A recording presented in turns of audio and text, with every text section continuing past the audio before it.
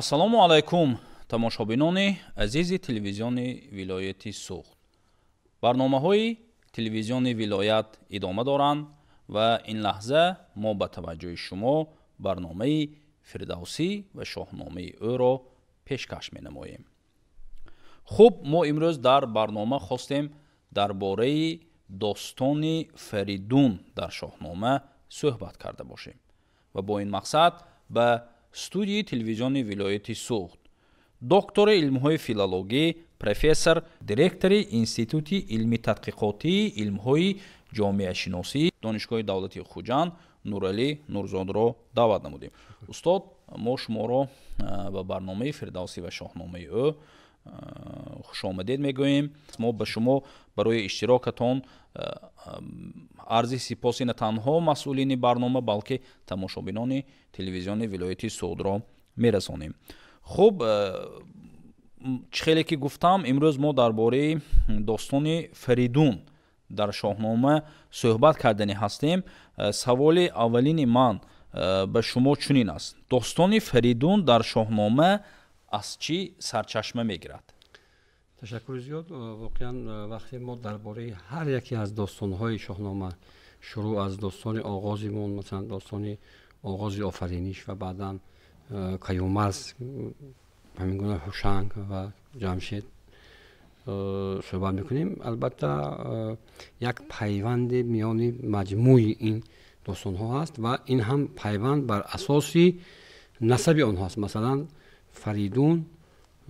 аз табори ҷамшед эътироф мешавад ва албатта инҷо пайвандҳои зиёде дар худи таркиби достон аст. аммо мо агар ба сарчашмашиносии ин достон дар шоҳнома таваҷҷӯҳ кунем, маълум аст ки яке аз манбаъҳои аслии шоҳномаи фирдавсӣ ин китоби авасто ҳаст. хуб, дар китоби авасто исми Фаридун чандин маротиба зикр шудааст ва достоне ҳам нақл мешавад ва дар шакли авастои сиритуна, яъне сари ё сиритуна, баъд шуда Фаридун ё офаридун, баъдан Фаридун, яъне аз вожаи сири ки ба маъни ҳамн сей мо мегӯем. ва дар авасто таъкид мешавад ки ба хотири ин ки Фаридун се қудрати бисёр муҳим дошт, яъне якум размгарӣ дар ҷангу дар набардани паҳлавонӣ,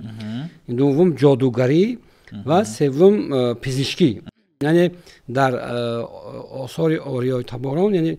мардумони ориёи табор, Фаридун яъне аввалин пизишк ҳам аст. ва чаро инҷо масалан бояд махсус мо тавзеҳ диҳем масъалаи ҷодугариро. ин ҷодугарӣ ба маънии истилоҳӣ имрӯз нест. яъне донистани сеҳр бар Фаридун, чун мо медонем ки баҳси марказии ин достон набарди Фаридун ва Заҳок аст. ва Заҳок тилисмҳое дошт. масалан барои ҳар касе ки масалан ба қасри вай ворид мешуд ё ҳамла мекард, аз тилисмҳое сохта буд ва танҳо Фаридун огоҳӣ аз амин асрори боз кардани ин тилисмҳоро медонист. ва албатта дар маърифатҳои дигар ҳам дар бораи ин достон нақл шудааст. ва нуктаи дигар аст ки мо дар осори то таълифи шоҳнома дар устураҳои кӯҳан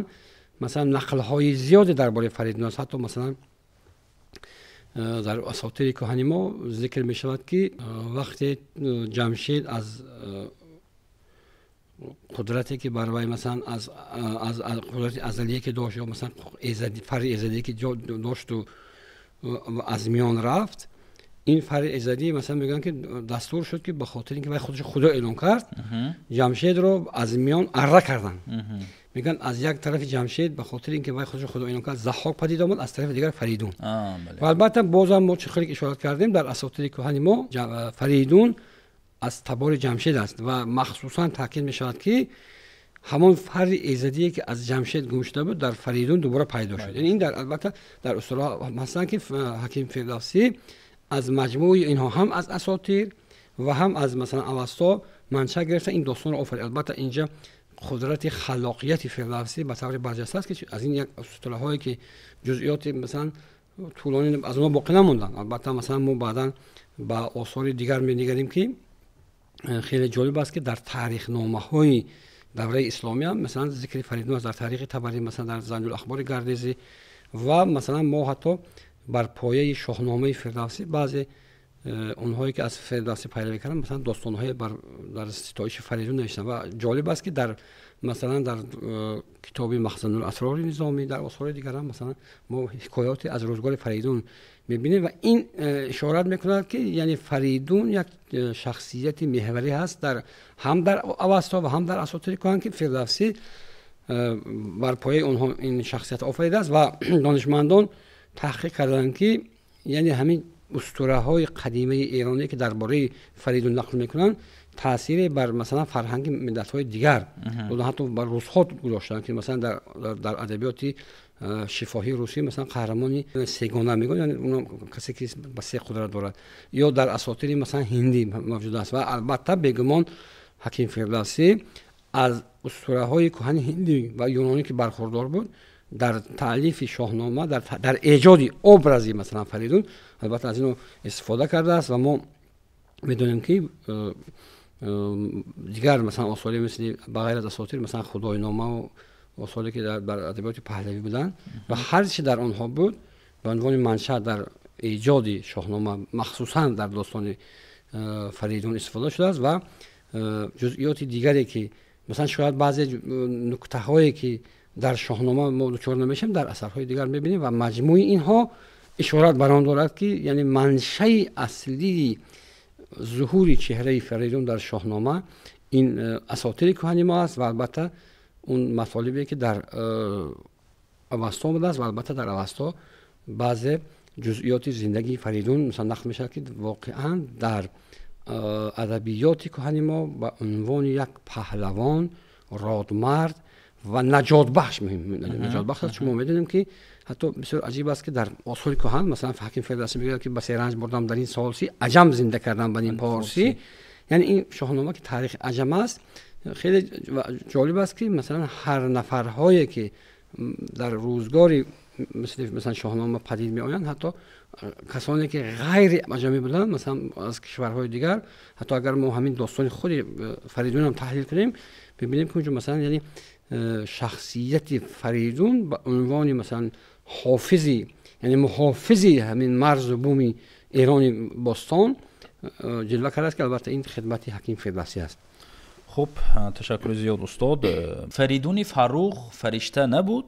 زی مشک و زی عنبر سرشته نبود. است فردوسی در شاهنامه خود. در اینجا شما کمتر درباره چگونه بودن شخصیتی فریدون گفتید، لیکن من میخواستم همین سوال رو شما پرتر به بینندگان ما شرح میدادید، یعنی فریدون رو فردوسی در شاهنامه چطور تصویر کرده است؟ تشکر. و اینجا یک اشارتی کوتاه به اون خاطر بود که یعنی همین برخی از جزئیاتی که به عنوان شخصیت فریدون در اسطوره ها یا در کتاب اوستا بوده است حکیم فردوسی اونها مثلا تکمیل داده است، خیلی برجسته تصویر کرده است و این بیتی هم که خوندید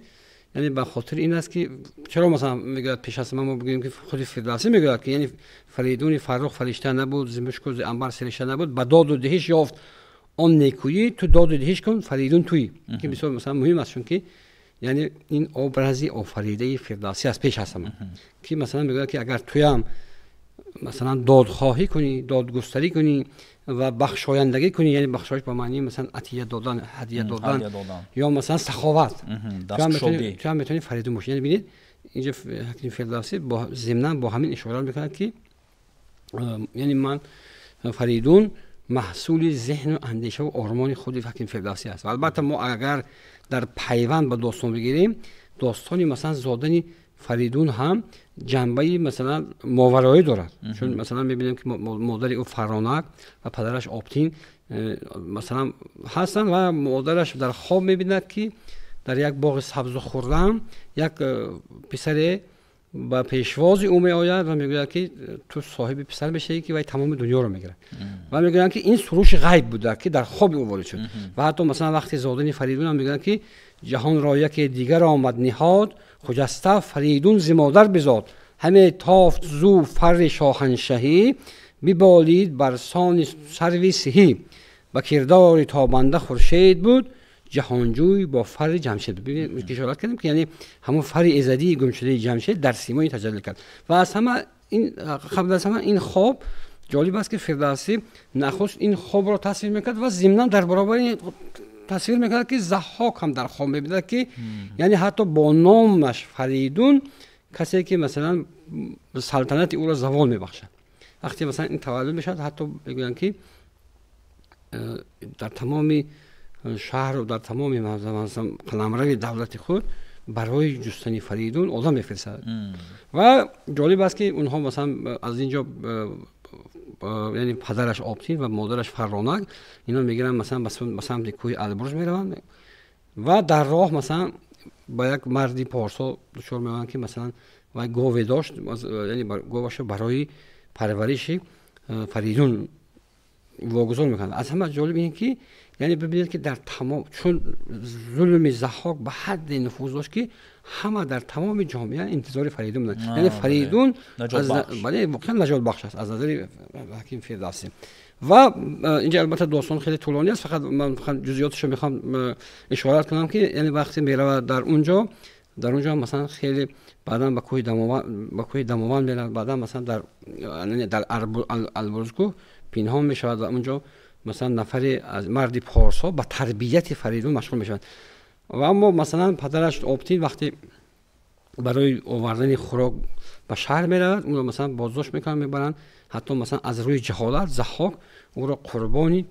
طعمه مارهای خود میکنند. وقتی فریدون مثلا به 16 سالگی میرسد از اصل و نسب خود جویا میشد. این جالب است که مثلا در هر مورد همون سروش غیب می آید مثلا راهنمایی میکنه، یعنی در وقت مشکلات خطرها. بسیار جالب است که یعنی همین فرد ایزدی که در شاهنامه هست انها یک همیشه در نجاتی البته فریدون کار زیاد میکنه، یعنی همیشه بر صورت همین سروش می آید. و اصلا مهم است که وقتی که به 16 سالگی میرسد اینجا شورش کاوه بر مقابل ضحاک شروع می شود و وقتی به قصر ضحاک می آید مثلا آشکارا میگه اونجا مثلا ضحاک یک خط می نویسد و بر همه معبدان خودش میگه که مثلا یعنی بر دادگستری وی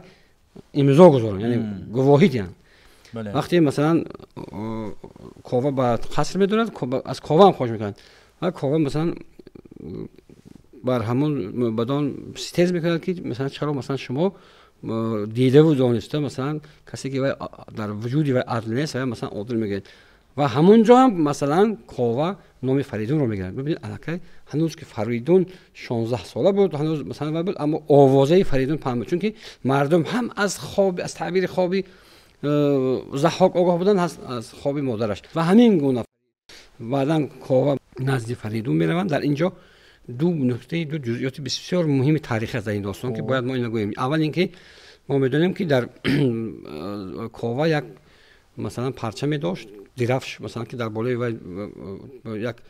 و چرمین بود، یعنی چرم یعنی به اصطلاح. خب و وقتی که نزد فریدون به البرزکوه میروند فریدون البته وقتی مادر نقل میکند و از کشته شدن پدرش آبتین از دست مثلا ضحاک نقل میکند و به خشم میاد و همینجا بسیار عجیب است. مثلا مادرش نصیحت میکند که هیچ وقت از سر جوانی مثلا شتاب نکن، یعنی جوانی شتاب جوانی میگوید میتونه انسان رو مثلا برای نادرست برد. و وقتی کاوه میرسد فریدون میگه که این پرچمی که این درفشی که کاوه دارد از این میگه بیشتر تهیه کنید که همه داشتد و این نشانی همه پرچمداری است، یعنی آغاز فرهنگ پرچمداری ملت ما از این شروع میشد، از همین داستان. و یعنی در برابر کاوه نقش فریدون بسیار مهم است. و البته بعدا دستور میدهد فریدون که یک گرزی سازند، گرزی گاوسر میگن، یعنی گرزی که با یک زدن میتونه تمام دنیا رو به لرزه بیارد. و البته با همین گرز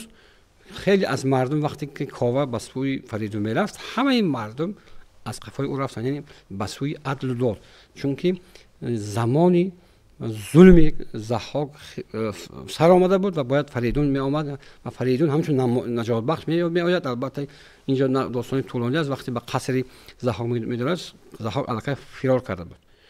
و اونجا دو خواهری جمشید ارنواد و شهنواد اونجا در اسارت ضحاک بودن اونها رو نجات می‌داد و در کنار خود می‌نشاند و همین گونه وقتی که ضحاک مثلا نفری که مسئول گذاشته بود می‌بیاد وقتی خبر می‌رسوند ضحاک می‌شنود که مثلا و حتی مثلا بر اونها به اصطلاح در طبیعت اثرات خود همچون زن در آورده بود اونها مثلا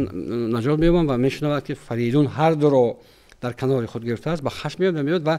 همینجا بعد ضربه مثلا جانکاه گرزی فریدون محو میکند ضحاک. یعنی نکته دوم آموزنده این داستان این است که روز پیروزی فریدون بر ضحاک این روز مهرگان در روز مهر اتفاق افتاد و اون روز رو جشن کردن و جشن مهرگان با نام فریدون است. یعنی دو نکته بسیار مهم تاریخی در این داستان سبق آموز است و البته هرچند که اینجا باید قید کنم که وقتی که فریدون بر سر ضحاک با گرز می‌زد با همونجا مثلا مادرش میگه که این باید نکشی برده باید با عذاب سخت باید این بمیرد خودش و بعد میبرن در کوه دماوند آویزان میکنن و میگه قطره خون ریخته محو میشه. یعنی اینجا یک نکته های بسیار مهم است و همین گونه داستان مثلا تا اینجا میرسد که فریدون پیروز میشد و در سیمای فریدون مردم شاه دادگر و عادل کسی که دوباره فر ایزدی رو برگرداند شناخته میشود و همین گونه فریدون با هر دو این مثلا خواهران جمشید ازدواج میکرد و از آنها 3 پسر و دنیا میبینن که یکی سلم، یکی تور، یکی ایرج است و همین گونه ملک جهان را با این 3 نفر تقسیم میکند و اینجا بسیار نکته های آموزنده است. یعنی حکیم فردوسی چون این داستان را که مثلا در پایان سلطنت سامانیان یعنی آخر نوشت یک اندازه داستان فرزندان فریدون به همون زمان بسیار شباهت دارند چون که ما میدونیم که خاندان سامانیان که اونها مثلا از یک نسل بودن در آخر کار مثلا یعنی میان همدیگر حتی بعضی مناقشه ها سر شد و همین چیز سبب سقوط دولت سامانیان شد. یعنی ضمناً به نظر من وقتی مثلا اینجا هم میبینیم که چون فریدون مثلا فرزندان خود رو امتحان میکنه وقتی و همونجا مثلا حکمت های آموزنده از وقتی به صورتی ما در آغاز گفتیم که یکی از قدرت های همین فریدون این جادوگری بود و به صورت اژدها میاد و میخواد که قدرت و توانمندی فرزندانش حفظ کنند و وقتی میرود به صورت اژدها مثلا حمله میکند فرزند اولش سلم مثلا از ترسی وی میگریزد دومی مثلا به خشم میبود و اما مثلا ایرج با یک تحمل پذیری و با یک برنورد میآید و وقتی که مثلا فریدون دوباره به اصل خود برمیگرده به صورت دوباره برمیآید بعد میگه که من شما امتحان کردم و همونجا مثلا هر یکی از فضیلت های فرزندش مثلا با خردمندانه میگه که مثلا در این رفتار تو فلان یک مخصوصیتی بود در این فلان مخصوصیت و اینجا مثلا یک حکمت اندازی و حکمت یعنی همین حکیم دانا بودن فردوسی بازم آشکار میشود که در مثال پند دادن فرزندان یعنی یک حکمت های زندگی انسان رو برای میدهد و اما با این همه با سبب آنکه یک توجه خاص داشت فریدون با ایرج تو برادر دیگر قصد کش میکنن و ایرج رو میکشن و بعدا مثلا در زمان زندگی خود فریدون یعنی با قلمرو ایرانی باستان با اختیاری نبیره مثلا ایرج میگن منوچهر که یکی از قهرمان‌های مرکز شما داده میشه. یعنی اینجا یک داستان طولانی است و یک ویژگی بسیار مهمی داستان فریدون آن است که البته ببینید یعنی فردوسی خیلی جالب میآفرد میدونه که مثلا چیز در دنیا ابدی نیست و حتی مثلا پادشاهی فریدون میگم 500 سال بود و در آغاز وقتی که مثلا سروش غیب با فریدون همراه هست میگن فریدون نشانه بیماری است یعنی فریدون زبان ندارد و میباید همین فضیلتی بیماری از دست میده. برای چی؟ میگه که سببش چی فردوسی مثل عجیب میگه که سببش آن بود که در میان فرزندان خود برتری داد مثلا یکی رو برتر گذاشت که این از در اصل یعنی عدالت گم شد در همین جا یعنی در همین جا برابر همین بیمارگی فریدون هم از بین برد. یعنی این کار حکیم فردوسی است. ببینید در داستان جمشید هم ما دیدیم که جمشید با سبب اون که همون نیروهای اهریمنی گفتن که تو اینقدر کارها کردی، کشفیات کردی، آهن رو مثلا کشف کردی، مثلا نوروز رو کشف کردی، اینقدر کاری که یعنی تو خدا هستی. بعد مردمان گفت تو همچون خدا پرستن و یعنی جمشید از راه عدل و داد بیرون رفت و مثلا رانده شد، یعنی همون فرع ازدی گم کرد. و اینجا هم به خاطر اون که فردوسی مثلا ثابت کند که یعنی این واقعا این انسان نمیتواند مثلا ابدی باشد، بی‌مرگ باشد، یک جزئیاتی در داستان میآورد، میگه که یعنی اون در تعیین مثلا مقام فرزندان از عدل گذشت و بعد فرزندی خورده برتری داد. این نتیجه شد که مثلا اونها یعنی گویا که به همین سبب و حتی عامل بر مثلا قتل فرزند خود شد. و از همین نگاه مثلا میبینیم که واقعا حکیم فردوسی در عموم در این داستان بسیار آموزنده چند نکته مثلا مهم تاکید میکنه، یعنی از جمله ظهوری همین پرچم فرهنگ پرچمداری ملی ما، کشف جشن مهرگان و آفریدن سیمای شخصیتی نجات بخش، شخصیتی که قدرت دارد که یعنی بر از بالای ضحاک، خود کلمه ضحاک اگر ما از نگاه فرهنگ کام گوییم، این کلمه ضحاک در اوسط به شکل اژدهاک، همین اژدهایی که ما امروز میگوییم از نام ضحاک پیدا شده است، یعنی بعداً رواج یافت. یعنی فریدون بر این پیروز میشد و البته یکی از داستان‌های بسیار طولانی شاهنامه هست فریدون. و البته ما میگیم که بعداً همین گونه قهرمان‌ها که مثلا مثل فریدون حکیم فردوسی آفرید، بعداً رستم است بعد از فریدون، که ما البته این محصولی تخیلی حکیم توس میبینیم که یک در سیمای فریدون یعنی یک شخصیت انسانی کاملی که در ادبیات ما بعداً رواج کرد آفریده است و البته خیلی از نکته های آموزنده دارد. و در برابر این سیمای فریدون در شاهنامه خیلی که مثلا ما جمشید بگفتیم، مثل جمشید و مثل هوشنگ و مثل کیومرث تا زمان مثلا فردوسی و پادشاه جهان است. یعنی از دوره فریدون با دستور فریدون جهان به سه قسمت تقسیم میشه، به سه فرزند. یعنی الان پیدایشی ما نگاه کنیم یعنی قسمت شدن دنیا و مثلا پیدایش دولت ها گفتن ممکن است. یعنی همین اگر از نظر تاریخی هم نگاه کنیم، یعنی البته عنصرهای دولتداری در دوره جمشید هم بود، ما مثلا گفته بودیم در اینجا یعنی هم دولت های نو یعنی ظهور میکنن که در مثلا مقام و منزلت آنها فرزندانی فریدون برداشت دارند. و اینجا من یک چیز بسیار میخوام ضمناً تاکید کنم که یعنی اصطلاح ایران هست و اصطلاح توران هست. این دو مفهوم در شاهنامه به صراحت روشن است که این دو مفهوم یعنی بعداً که تمام مبارزه های قوه های ظلمت و نور و مثلا نیکی و بدی بود، اینجا مثلا بعداً همین دو دولت بسیار مقتدری که در با همدیگر در نبرد هستن، ایران و توران پیدا میشد. و اینها دقیقاً فردوسی با صراحت اشاره میکنه که اینها هر دو مفهوم، مثلا ایران از اسم ایرج و توران از اسم پسر دیگرش تور پیدا شد. یعنی این یک مطلب بسیار دقیق است و سرچشمه مهم است که ما در شناخت این دو مفهوم جغرافی همین پیشنهاد و همین شناخت فردوسی را اساس قرار دهیم. تشکر زیاد استاد. عموما همین داستان فریدون برای جامعه امروزی ما چی ارزش و چی اهمیت دارد؟ تشکر. ما چون که در بعضی نکته های قبلا هم اشاره کردیم، داستان فریدون از نظر تاریخی، از نظر شناخت تاریخ پیش از همه دو اهمیت بسیار مهم دارد که ما گفتیم در موردی در این داستان زمینه های تاریخ پرچمداری ملی ما روشن میشد و بعدا تاریخ جشنی مهرگان که اینا بسیار مهم هستند. باید هر نفر خواننده ما از این آگاهی داشته باشد. اما از نگاه این که یعنی شاهنامه را باید مثلا مطالعه کرد، من اما بسیار قابل تاکید است که در روزهای جشن بهار، جشن نوروز که یکی از رسم‌های کهن اجداد ما این تقدیم هدیه است، پیشوای معظم ملل اولین نسخه های شاهنامه را به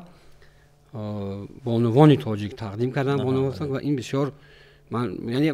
روند شاهنامه خوانی در تاجیکستان شروع شد. من فکر میکنم که مطالعه کل شاهنامه پیش از همه دو نکته بسیار مهمه و آیین وطنداری و دلاوری و متانت را تربیت خواهد کرد. یک نکته بسیار مهم در مورد رستم که مثلا بیت مثلا الحاقی است، البته میگن که بیت در شاهنامه است که میگه که من که یک نیمه از عمر خود کم کنم جهان پر از نام رستم کنم. من فکر میکنم که پیش از همه از جمله در مثلا داستان فریدون مطالعه شاهنامه باید برای آفریدن چنین پهلوانان، چنین شخصیت‌های وطن دوست خدمت کنند، چون که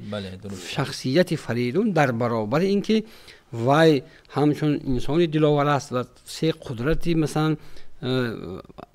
ارثی و مثلا فطری دارد،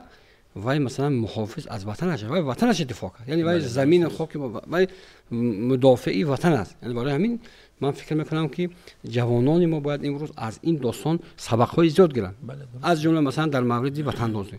و در برابر این مثلا جهت دیگری آموزندگی مثلا داستان فریدون این است که وای یعنی ببینید گوش بر سخن مادر بدهد. این چیز بسیار مهم است در فرهنگ ما. یعنی تربیت پدر و مادر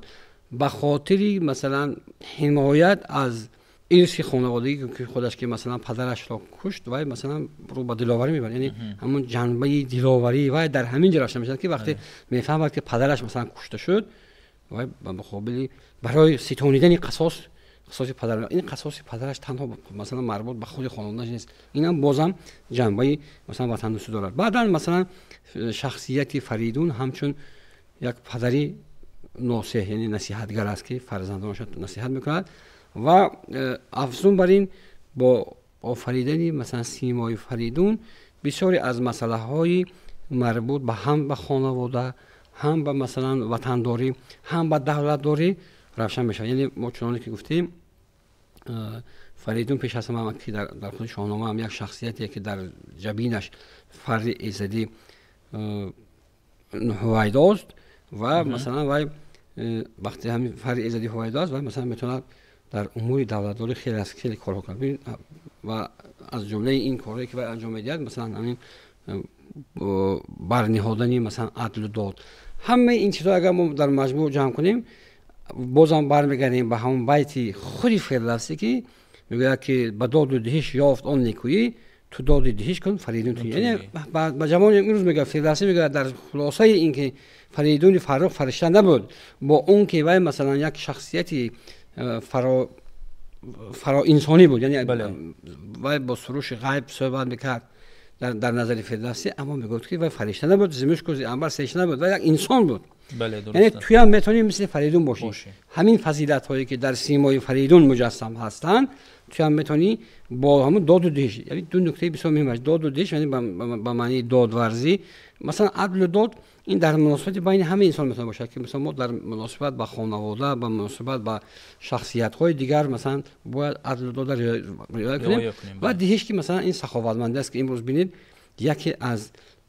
پدیده های محوری سیاستی پیشگرفته پیشوای معظم ملت ما رو به وجود آورده است که همیشه مثلا در هر سفرشان با مثلا ملاقاتشان با طبقه های آسیب پذیر جامعه مثلا جوانان و کودکانی مثلا یتیم و بی‌پرستار صحبت میکنن که چقدر دلی وای برای. یعنی در زمان خود حکیم فردوسی همین فضیلت سخا و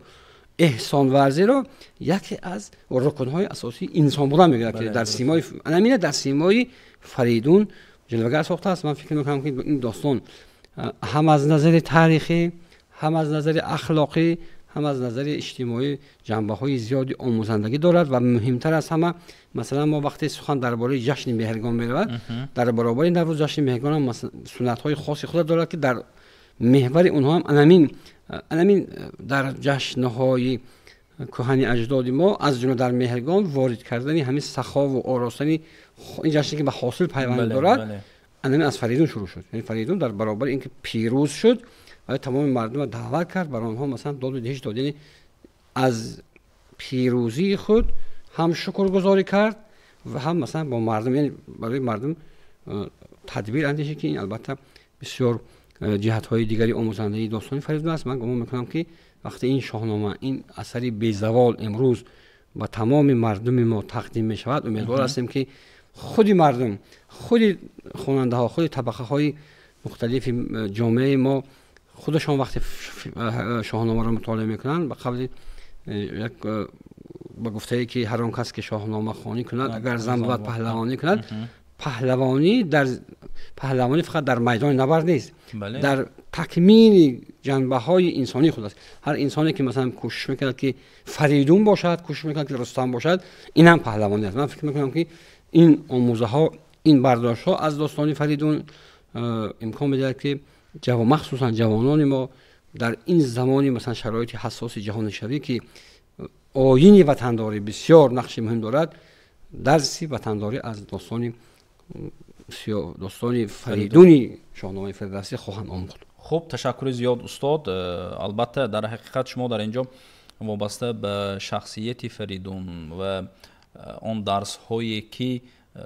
یا آن عبرت هایی که جامعه امروزی ما، مردم ما از همین داستان درباره شخصیت فریدون گرفته در حیات خود تطبیق میکنند و در حقیقت این شایان پیروی هم هست، شایان تحسین هم هست. البته ما امید میکنیم که یعنی همین سخن ها به بینندگان عزیز ما یک مقدار یک تاثیر میرساند. مقصد از همین در تلویزیون ولایت فردوسی و شاهنامه او را نمایش دادن همین است که در مقام اول البته این پیروی به گفته های پیشوای ملت محترم امام علی رحمان که شاهنامه را